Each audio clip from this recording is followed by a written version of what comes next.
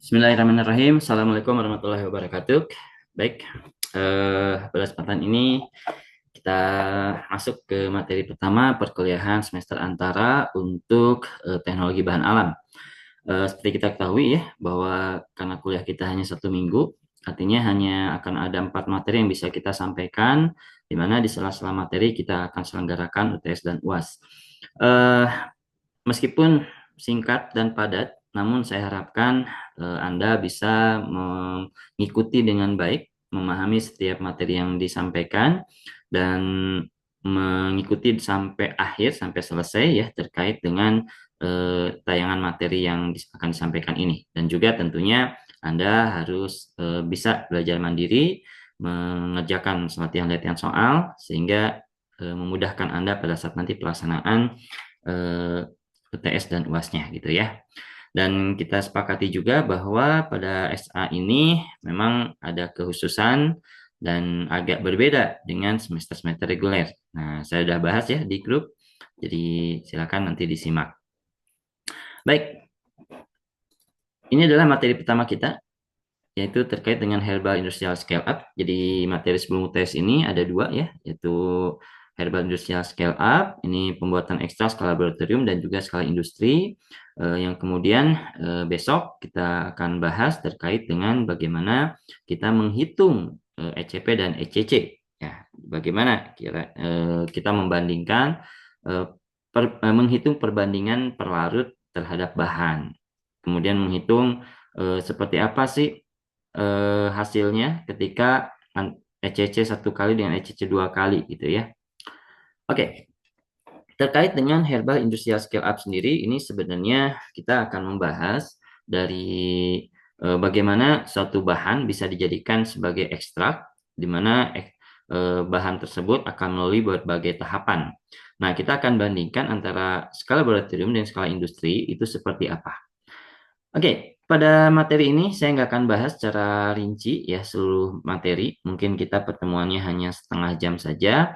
Sisanya silahkan nanti Anda belajar mandiri ya, baik melalui materi perkuliahan maupun melalui latihan-latihan soal yang sudah disiapkan. Jangan lupa juga ada forum yang harus Anda isi ya, dan juga ada kuis yang memberikan peluang atau apa yang menjadi tolok ukur apakah Anda paham dengan materinya. Baik, kita tahu bahwa ekstrak itu bersumber dari simplicia, dan simplicia ini jelas ini adalah merupakan bahan alamiah yang berkhasiat obat. Artinya bahan alamiah ini tidak ada campur tangan manusia sama sekali gitu ya. Jadi tidak ada proses pembuatan yang melibatkan manusia. Nah, bahan alamiah ini mutlak itu ciptaan Allah Subhanahu wa taala dan berkhasiat obat gitu. Jadi kalau bahan alamiah tidak berkhasiat obat ya tidak bisa kita buat menjadi simplicia untuk apa gitu ya. Nah, kemudian bahan alamiah ini kenapa dia berkhasiat obat? Karena dia mengandung senyawa-senyawa yang mana senyawa aktif inilah yang sebenarnya bekerja di dalam tubuh kita menghasilkan efek farmakologi. Nah, kemudian bahan alamiah ini supaya bisa kita olah menjadi suatu produk farmaseutika, maka banyak yang kemudian melakukan penerapan teknologi, pengaplikasian teknologi, yakni proses ekstraksi dan lain sebagainya. Oke, kenapa sih kita harus melakukan ekstraksi gitu ya? Nah, kita lihat dulu bahwa ekstraksi ini adalah metode pemisahan. Apa yang dipisahkan? Tadi saya sampaikan bahwa adanya aktivitas farmakologi dari suatu bahan terhadap tubuh kita itu disebabkan karena adanya kandungan senyawa kimia. Nah, ternyata di dalam bahan tanaman tidak hanya senyawa kimia, melainkan ada juga senyawa-senyawa lain yang mana senyawa tersebut mungkin tidak menghasilkan efek gitu ya. Nah, namun jumlahnya besar. Kita kenal ada senyawa zat balas. Nah, zat balas ini adalah senyawa-senyawa yang memang tidak menghasilkan efek farmakologi. Contohnya apa? Ada selulosa, itu biomasanya besar sekali gitu ya, dibandingkan dengan senyawa aktifnya. Sehingga untuk alasan efisiensi, efektivitas, maka kita harus pisahkan antara zat aktif dengan zat balas tersebut. Bagaimana caranya? Yaitu melalui metode ekstraksi. Hasil akhir dari ekstraksi adalah ekstrak. Nah, ekstrak ini ada banyak ragamnya. Dari mulai ekstrak cair, ekstrak encer, ekstrak kental hingga ekstrak kering. Ini tahapannya berjenjang. Ekstrak cair ini adalah ekstrak yang dihasilkan dari proses penyarian, ya, yang mana sarinya ini sudah dipisahkan dari ampasnya. Jadi ekstrak cair ini adalah ekstrak yang sudah terpisah dari ampasnya, yang masih bercampur dengan pelarutnya. Nah, contoh sederhana apa? Misalkan air teh. Ketika kita membuat air teh atau kopi, ya, maka teh atau kopi tersebut kita pisahkan dari ampasnya. Nah, cairan teh atau kopi tersebut itu kita sebut sebagai ekstrak cair. Kemudian ekstrak cair ini dipekatkan.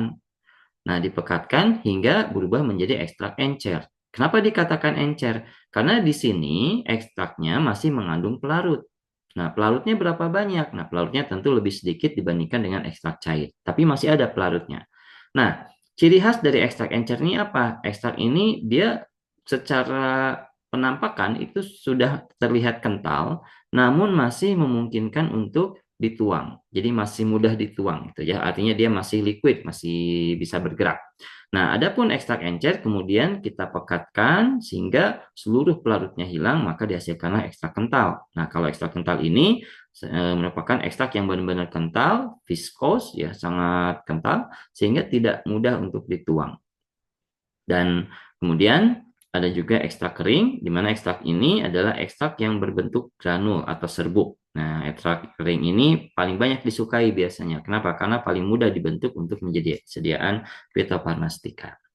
Nah, ini adalah keunggulan dari ekstrak kering, ya, di mana ekstrak kering itu lebih tahan lama, terhindar dari reaksi enzimatik, dan tidak mudah ditumbuhi mikroba dan sebagainya, ya.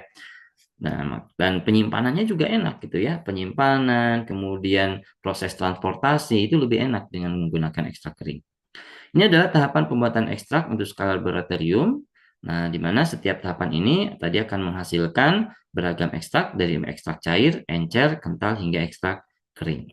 Nah, kenapa sih harus melalui tahapan seperti ini gitu ya untuk pembuatan ekstrak ini? Kenapa nggak langsung aja dari ekstrak cair jadi ekstrak kering? Bisa sebenarnya. Tergantung dari apa pelarut yang digunakan untuk mengekstraksi. Contoh, ketika kita melakukan ekstraksi menggunakan pelarut air, maka ekstrak ini akan sulit saya kira dipekatkan menggunakan vakum retard evaporator karena dibutuhkan energi yang cukup tinggi. Maka ekstrak ini, ekstrak cair yang pelarutnya air, bisa langsung dikeringkan menjadi ekstrak kering. Itu dengan cara apa? Bisa kita menggunakan misalkan spray dry ataupun freeze dry. Nah, kemudian ekstrak cair ini jadi ekstrak encer dan kemudian jadi ekstrak kental. Ada juga prosesnya dari ekstrak encer jadi ekstrak kering, tidak melalui ekstrak kental terlebih dahulu. Nah, biasanya kalau kita ingin menghasilkan ekstrak kental, maka memang terlebih dahulu harus melalui ekstrak encer. Kenapa? Proses pembuatan ekstrak encer dan kental ini menggunakan alat yang berbeda. Yang pertama itu biasanya menggunakan vakum rotary evaporator. Yang kedua kita menggunakan water bath. Ini biasanya digunakan untuk ekstrak-ekstrak dengan pelarut yang organik. Artinya pelarut organik itu adalah pelarut-pelarut yang bukan air, ya. Sifatnya pelarut organik mudah menguap, tapi juga bersifat toksik kadangkala. Jadi ada beberapa pelarut yang memang membahayakan bagi tubuh manusia. Sehingga ekstrak yang masih mengandung pelarut, yang kita kenal sebagai ekstrak cair, ini nggak bisa kita gunakan water bath untuk pemekatannya. Kenapa? Karena kalau kita gunakan water bath yang sistem terbuka, maka uap dari dari pelarut dari ekstrak ini dia akan kemana-mana, sehingga akan mencemari lingkungan, ya, sehingga dampaknya adalah merugikan kesehatan orang-orang di sekitar. Sehingga ekstrak cair tersebut dengan pelarut organik, maka sebaiknya lakukan pemekatan dulu dalam sistem tertutup. Kita gunakan vakum rotary evaporator. Ya. Nah, baru dari sini kita hasilkan ekstrak encer. Kenapa harus ekstrak encer? Kenapa nggak langsung ekstrak kental? Di vakum rotary evaporator, kan kita menyimpan ekstrak itu dalam labu, ya, labu labu konsentrator atau kita kenal sebagai labu evaporator. Nah, ketika ekstraknya terlalu kental, maka ekstrak tersebut sulit untuk dikeluarkan. Dampaknya apa? Maka akan banyak sekali bahan-bahan yang tertinggal di dalam labu, sehingga rendemen yang dihasilkan menjadi rendah. Makanya kenapa harus dibuat ekstrak encer, supaya ketika selesai proses pemekatan, ekstrak ini masih bisa dikeluarkan dari labu. Nah, berikutnya boleh kita pekatkan menjadi ekstrak kental menggunakan tahapan terbuka, ya, yakni water bath. Nah, kenapa diperbolehkan gitu ya? Kalau yang sebelumnya nggak boleh, karena di sini jumlah pelarutnya sudah tinggal sedikit, sehingga potensi mencemari lingkungannya menjadi lebih sedikit. Ada tapi lebih sedikit seperti itu. Oke. Dan ini adalah biasanya tahap pembuatan ekstrak untuk skala industri. Ada satu tahapan yang dihilangkan yaitu pembuatan ekstrak kental. Industri ada beberapa yang memang membuat ekstrak kental, namun biasanya sebagian besar industri itu membuat ekstrak kering. Rata-rata mereka lebih menyukai ekstrak kering. Kenapa? Karena ekstrak kering ini tidak langsung dijual, melainkan akan mereka ubah menjadi bentuk-bentuk sediaan lain yang dibutuhkan. Dari mulai sediaan padatan, solida ya, semi solida, bahkan likuida.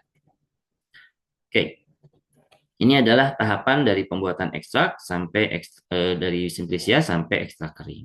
Anda bisa lihat ya, bisa ada beberapa metode yang digunakan di sini. Oke, ini tujuan ekstraksi tadi sudah kita bahas. Nah, ini adalah istilah-istilah yang berkaitan dengan ekstraksi. Ada menstrum, ada linarut, misela, rafinat, dan sebagainya. Ini silakan nanti Anda baca apa menstrum itu, apa linarut, apa misela ya. Di industri beberapa juga sering menggunakan ini. Baik, untuk memilih metode ekstraksi, maka ada 4 hal setidaknya yang perlu kita perhatikan. Pertama adalah polaritas senyawa. Baik, sebelum masuk ke sini, maka kita perhatikan dulu. Metode ekstraksi ini tidak hanya pemilihan metodenya cara panas, cara kering, cara dingin saja. Tapi kita perlu juga memperhatikan pemilihan pelarut. Jadi pelarut ini juga penting, gitu ya. Percuma kita menggunakan metode dingin, tapi pelarutnya air misalkan.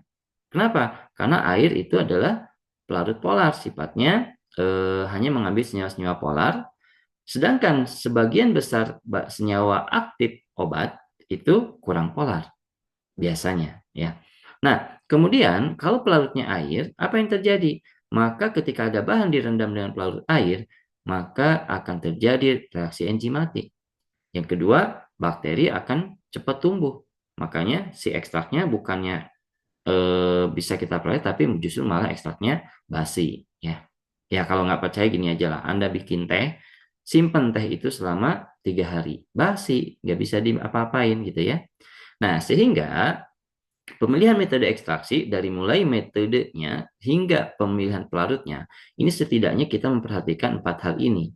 Yang pertama adalah polaritas, yang kedua wujud senyawa, yang ketiga stabilitas, yang keempat adalah tekstur. Saya akan bahas secara singkat saja dulu ya. Polaritas ini apa? Yaitu kepolaran. Jadi kita harus tahu dulu dari bahan ini apa yang akan kita ambil. Bagaimana struktur senyawanya, bagaimana tingkat kepolarannya, bagaimana wujudnya, bagaimana stabilitasnya, bagaimana tekstur bahannya. Maka dari sini kita bisa memilih. Contoh pertama adalah polaritas. Dari struktur senyawa, kita bisa melihat apakah senyawa ini kemungkinan potensinya adalah polar, semipolar, atau non-polar. Contoh di sini ada senyawa flavonoid ya, yang kita kenal sebagai apa namanya itu, senyawa flavonoid ya. Nah, flavonoid ini dia memiliki dua gugus, yaitu ada gugus polar dan gugus non polar. Nah, gugus polar ini dihasilkan dari gula, untuk gula, jadi ada gulanya di sini, dan gugus yang kurang polar itu ada dari struktur benzennya. Jadi ada yang kurang polarnya, ada yang polarnya. Nah, yang polarnya ini dan ditambah dengan adanya gugus-gugus hidroksi lainnya, bahkan di sini juga dia bermuatan ya. Ini adalah antosianin. Nah, eh, adanya muatan ini menjadikan senyawa ini larut di air. Nah, tapi kalau kita perhatikan di sini ada ikatan ether nih, O ya, hidroksi. Bukan hidroksi ether. Nah, ikatan O ini cenderung mudah putus. Sehingga karakter dari senyawa yang ada di dalam tanaman ini adalah pertama dia polar, artinya polar itu bahkan kita gunakan pelarut-pelarut polar. Bisa pelarut air, bisa asetonitril, dan lain sebagainya. Atau metanol gitu ya. Jadi yang polar-polar. Nah, yang kedua adalah senyawa ini hati-hati karena cenderung mudah rusak gitu ya. Kalau kita ingin mendapatkan senyawa antosianinnya. Maka caranya adalah bisa menggunakan cara yang mungkin lebih ramah terhadap senyawa ini. Karena pelarutnya tadi polar, misalkan kalau kita gunakan air, air itu kan nggak bisa kita gunakan dengan cara maserasi. Kita gunakan bisa dengan cara infusa. Dipanaskan pada suhu 90, tapi waktunya lebih singkat, yaitu 15 menit. Atau kita gunakan digesti. Jadi bisa menggunakan pelarut metanol, tapi dipanaskan sedikit, atau bisa menggunakan misalkan pelarutnya metanol yang dicampur dengan air, kemudian dimaserasi. Nah, jadi dengan polaritas dan stabilitas ini kita bisa memilih metodenya apa, kemudian pelarut yang digunakan apa. Kemudian stabilitas senyawa, wujud senyawa. Kalau kita perhatikan dari wujudnya, ini kan hidroksinya banyak sekali, maka kemungkinan adalah wujudnya padat. Kalau wujudnya padat, maka kita pilih metode-metode yang ECP, ekstraksi cair padat. Nah, kenapa? Karena kalau wujudnya cair, akan berbeda nanti pemilihan metodenya. Bisa jadi kalau wujudnya cair, misalkan minyak atsiri, maka metodenya bisa dengan pengepresan atau bisa dengan destilasi. Kalau wujudnya gas gimana? Nah, kalau wujudnya gas biasanya kita gunakan dengan metode destilasi. Kalau wujudnya padatan, maka tadi sebaiknya kita gunakan metodenya adalah pelarutan atau menggunakan solvent. Tekstur simplicia ini juga mempengaruhi. Biasanya tekstur ini akan mempengaruhi terkait dengan pemilihan metodenya, apakah cara dingin atau cara panas. Tekstur yang lebih kasar, maka lebih disarankan menggunakan cara yang panas, gitu ya. Baik, ini adalah beberapa sifat yang perlu diketahui dari senyawa. Ada yang termolabil, termostabil, mudah menguap, polar, non-polar, sebagainya. Silakan ini Anda pelajari. Kemudian ini adalah komponen yang terlibat pada proses ekstraksi. Ada matriks, ada linarut, ada pelarut. Fokus kita adalah bagaimana kita bisa mengambil linarut. Menggunakan apa linarutnya? Nah, kita perhatikan dulu linarut ini bagaimana kepolarannya, bagaimana stabilitasnya, bagaimana terkait dengan wujudnya. Nah, kemudian dari sini kita tetapkan pelarut. Pelarut ini sebisa mungkin harus memiliki kepolaran yang mirip dengan kepolaran linarut sehingga dia bisa mengambil linarutnya. Perhatikan juga titik didih pelarut. Titik didih pelarut ini akan menentukan terkait dengan kemudahan proses pemisahan antara pelarut dengan linarut.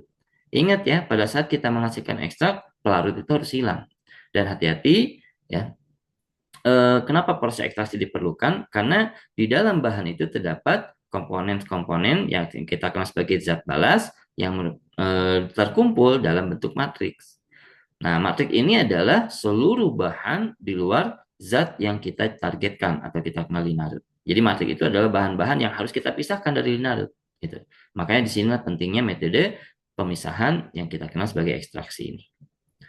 Baik, ini adalah mekanisme yang terjadi selama ekstraksi. Jadi ketika kita mencampurkan antara bahan dengan pelarut atau menstruum, maka menstruum ini akan berdifusi. Nah, kenapa harus berdifusi? Untuk mencapai target kita yaitu senyawa. Nah, senyawa ini kan ada di tengah-tengah daun, ada di pinggiran daun dan sebagainya, macam-macam itu ya. Nah, supaya menstruum ini lebih cepat kena ke senyawa ini, maka memang sebisa mungkin jaraknya dipangkas. Makanya perlulah kita lakukan pengecilan ukuran.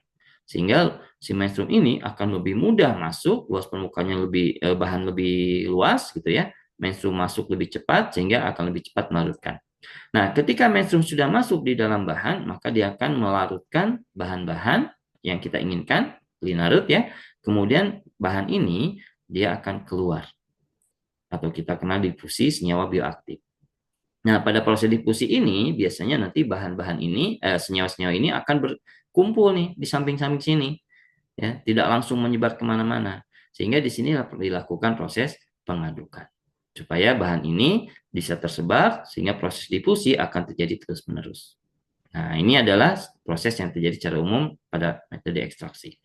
Nah, setidaknya ada 5 faktor yang mempengaruhi metode ekstraksi, yaitu suhu, pengadukan, penggantian pelarut, perbandingan pelarut penarut, dan juga ukuran matrik. Ini silakan nanti Anda bahas ya, Anda pelajari satu persatu. Yang jelas, suhu ini kita bayangkan bagaimana kita membuat kopi. Jadi membuat kopi itu tidak menggunakan air dingin, melainkan menggunakan air panas. Kenapa? Karena kalau kita menggunakan air dingin akan sulit sekali senyawa-senyawa dalam kopi itu untuk keluar. Tapi kalau air panas kan lebih mudah. Artinya, dengan semakin panas suhu yang digunakan, maka semakin banyak senyawa yang terekstraksi. Tapi perhatikan, ini hanya berlaku untuk senyawa yang tahan panas. Untuk senyawa yang termolabil, justru semakin panas suhu atau semakin tinggi suhu, maka justru senyawanya akan semakin rusak. Gitu ya. Kedua adalah pengadukan tadi. Ketika pelarut atau mainstream itu masuk ke dalam bahan, kemudian dia melarutkan senyawa, maka senyawa yang terlarut ini akan terjadi gradien konsentrasi. Nah, gradien konsentrasi ini antara senyawa di dalam bahan dengan senyawa di luar, ini gradien itu terjadinya perbedaan konsentrasi ya. Di mana di dalam itu konsentrasinya lebih tinggi dibandingkan di luar, maka akan terjadi proses difusi alamiah. Jadi proses difusi ini yakni terjadinya perpindahan solut ya dari yang konsentrasi tinggi ya di dalam sel ke konsentrasi yang lebih rendah keluar. Tapi nanti di sini ini akan terjadi seperti ini. Dia tidak langsung menyebar ya. Jadi si senyawa-senyawa ini akan berada di sekitaran sini. Nah, ini akan terjadinya keseimbangan konsentrasi, padahal harusnya kita terjadi gradien konsentrasi. Nah, terjadinya keseimbangan konsentrasi inilah yang menyebabkan ekstraksi semakin lambat. Apa yang dilakukan? Kita lakukan proses pengadukan. Sehingga gradien konsentrasi tetap terjadi, difusi tetap terjadi. Baik, penggantian pelarut ini juga penting, di mana kita tahu bahwa pelarut itu dia memiliki kapasitas yang terbatas ya untuk mengambil senyawa. Ketika kapasitas sudah terpenuhi, maka pelarut akan jenuh. Kalau pelarutnya sudah jenuh, maka tidak bisa terjadinya proses ekstraksi kembali. Sehingga pelarut perlu diganti. Ambil situ ya, misalnya tambahkan pelarut baru. Gitu. Jadi pelarut ini, penggantian ini dilakukan untuk menghindari terjadinya kejenuhan pelarut. Perbandingan pelarut-pelarut ini juga penting. Perbandingannya kita bisa lihat ya di farmakope, di mana perbandingan yang betul itu adalah pelarut terhadap linarut, bukan pelarut terhadap bahan.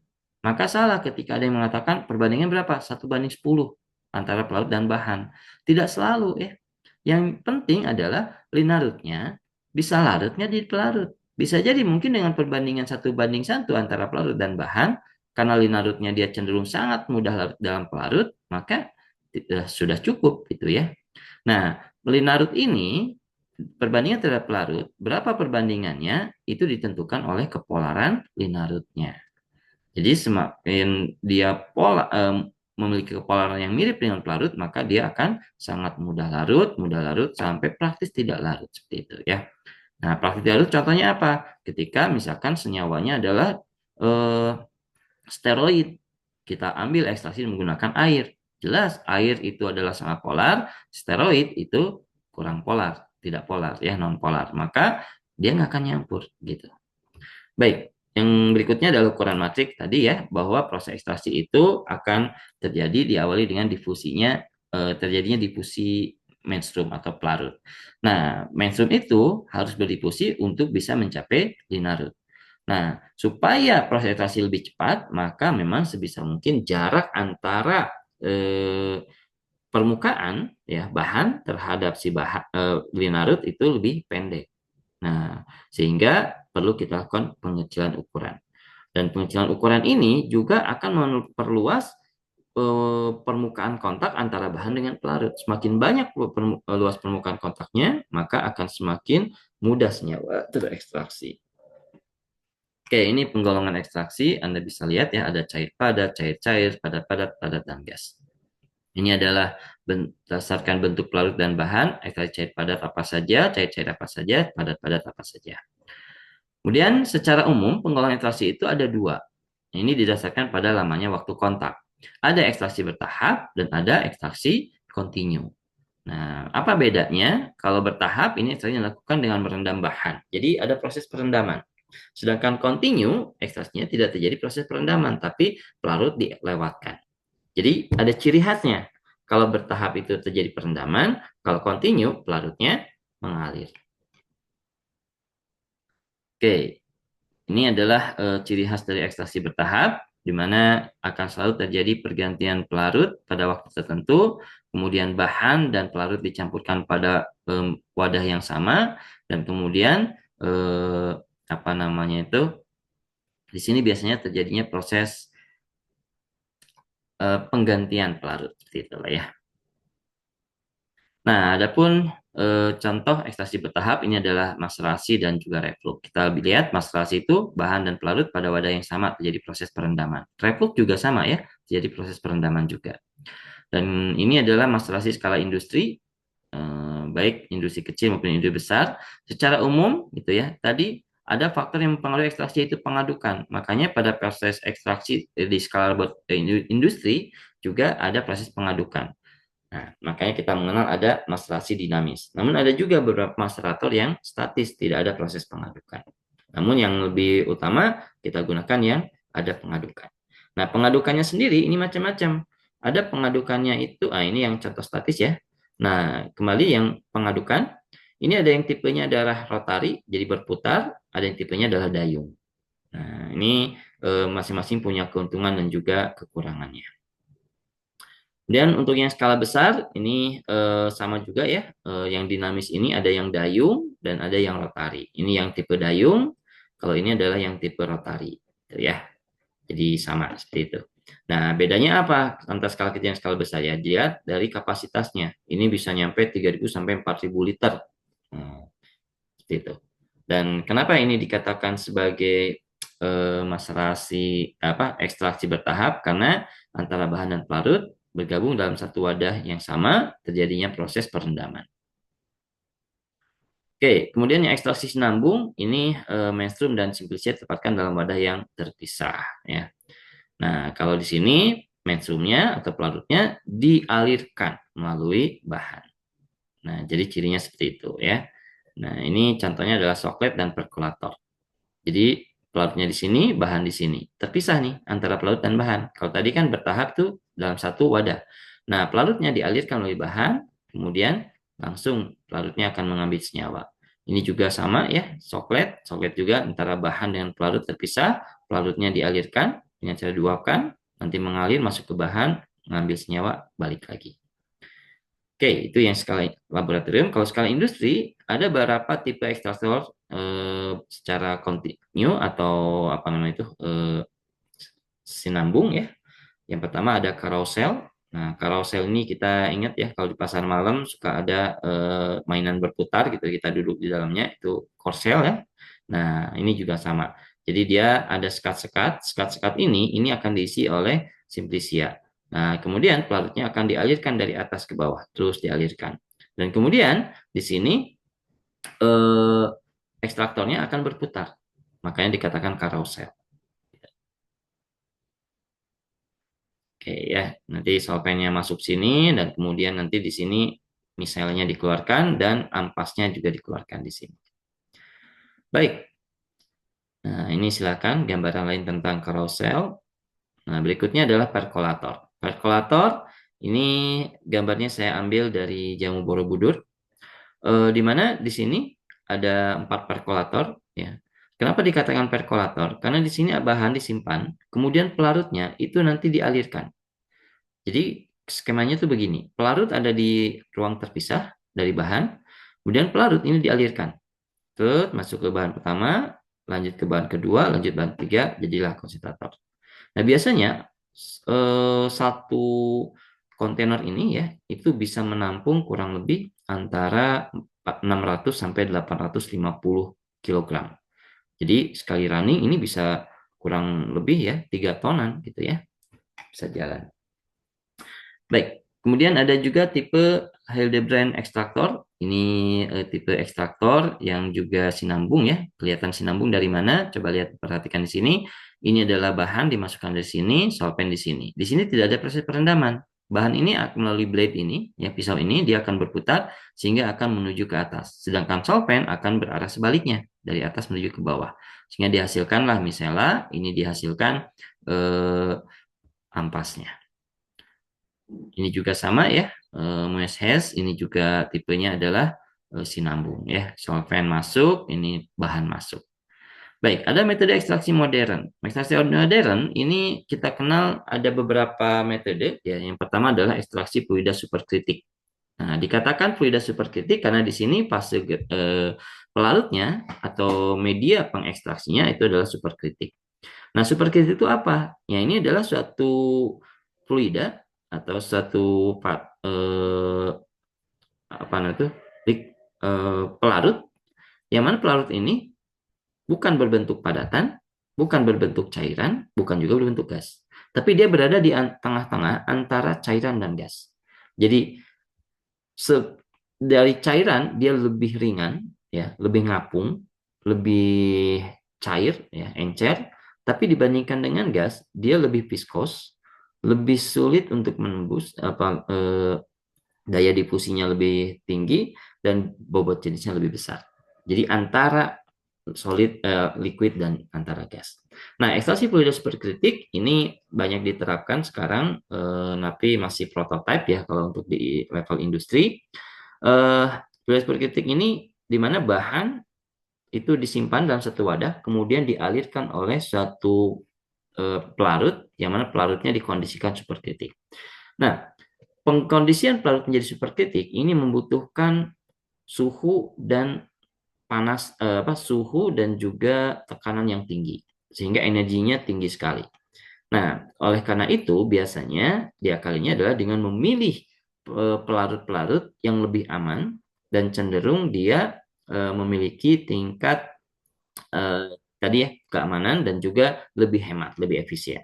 Yang biasanya dipilih adalah karbon dioksida. Makanya sering kita kenal ada supercritical CO2 extraction atau SCCO2. Nah, bagaimana caranya? Di mana di sini nanti CO2 terlebih dahulu dia akan dikondisikan pada kondisi superkritik, yaitu tekanannya ditetapkan di sekian ya 7,38 dan suhunya ditetapkan di 31,1. Nah, pada kondisi superkritik ini kemudian CO2 akan dialirkan menuju bahan, kemudian nanti CO2 ini akan mengambil senyawa-senyawa yang memang bisa terambil oleh dia. Nah, kelemahannya apa CO2 ini? Kelemahannya adalah CO2 ini sifatnya kurang polar, sehingga hanya bisa mengambil senyawa-senyawa yang memang kurang polar. Nah, ini adalah alasan kenapa kita pilih CO2. Di mana CO2 ini, gas-gas yang lain, ya, ini ada yang lebih rendah dari CO2.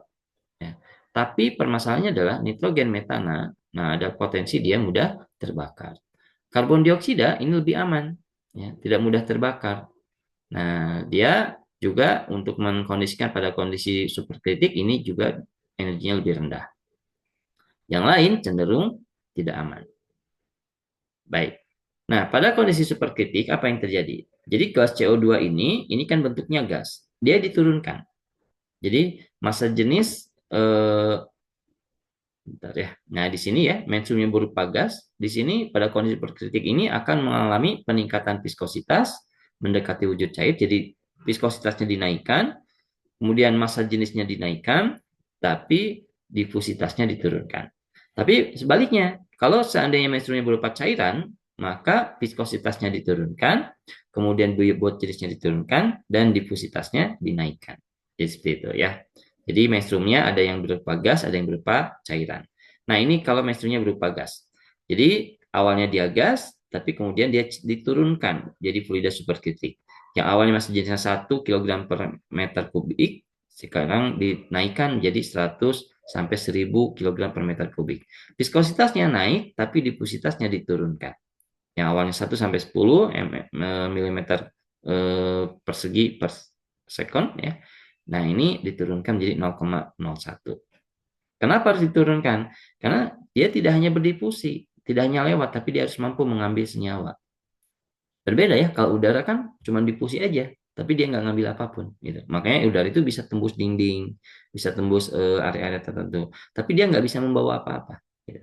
Nah, berbeda di sini dengan eh, superkritik. Dia superkritik ini karena dia lebih difusi, mudah berdifusi dibandingkan dengan cairan, tapi difusitasnya lebih rendah dibandingkan gas, maka dia bisa masuk ke bahan tanpa merusak bahan, tapi dia bisa mengambil senyawa.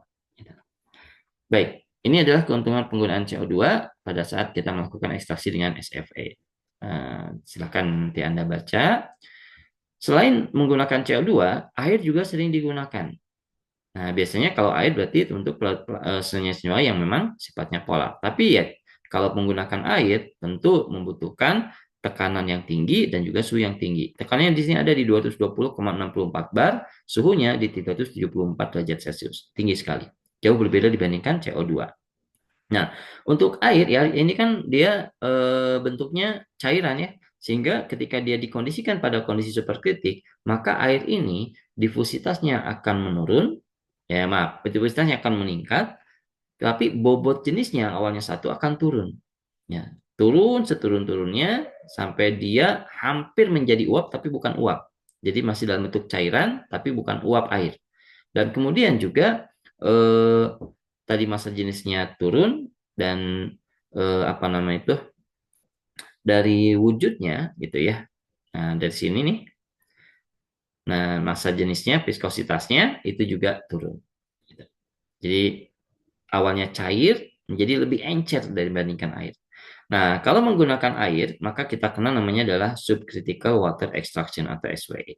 Atau ada juga yang menyebutnya superheated water extraction. Kenapa superheated? Karena di sini kita menggunakan suhu yang tinggi.